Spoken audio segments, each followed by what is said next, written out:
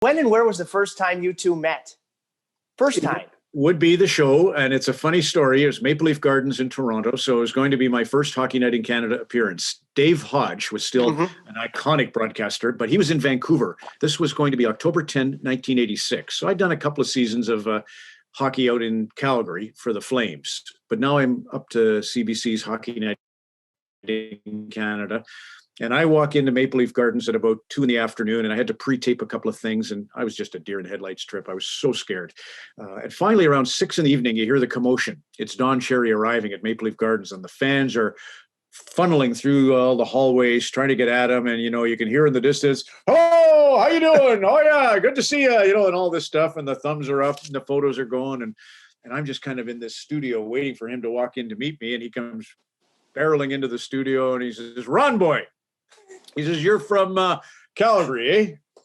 And I said, "Well, Red Deer, Alberta is my hometown, Don, but Calgary's where I'm working. That's been working. That's right. It's a real honor to meet you." He says, "Yeah," he says, "you're from Alberta." He says, "It's a funny thing. You come down here to Toronto, we all say what a wonderful fella.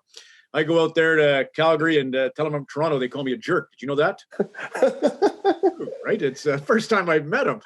And he says, "Anyway, don't be nervous, kid. There's only 8 million people watching you tonight." And he shook my hand and he went off to say hello to Harry Neal and Bob Cole and the rest of the gang. And the producer came over to me and said, "Ron, don't worry about Grapes." And I knew that, of course. I knew he was just having a good time with me.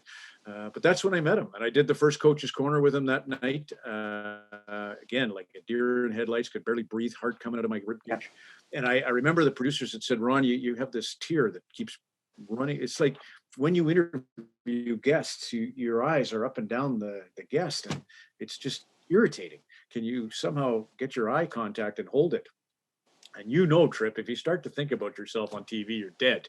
So, but anyway, I was trying to think about not having my eyes flipping up and down Don Cherry, and I had this tear wells up in my left eye. Now the camera's there, so the viewer's not seeing it, but Grapes is looking at me thinking, "Good God, is he going to bawl every time I say I like fighting?"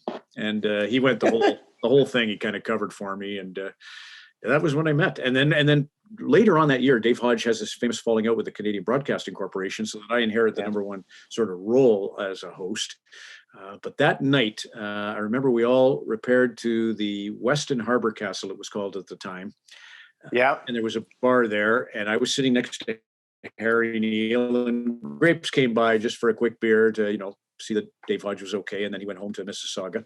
And I stayed a little bit longer, and during that time, Harry Neal said, "Ron, I'm not telling you what to do, but it would be really smart if you keep building that relationship with Don Cherry. You and him seem to have a thing, and that'd be really good for your career." I never forgot that. And I had no intention, no knowledge that Dave Hodge would ultimately just say, "Screw the CBC, I'm walking away."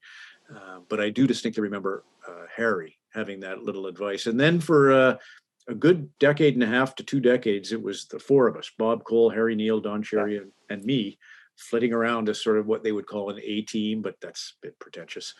But we were a broadcast crew that was extremely tight, filled with idiosyncrasies and unique ways of doing things. But Don and I, we just kind of grew into the same old routine, fill the garbage can with beer and ice and water so that the ice actually cools the beer, throw some popcorn from the rink and some peanuts on the, a hotel tablecloth, towel on the table, and watch.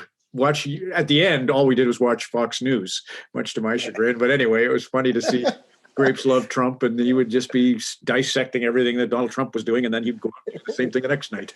Funny.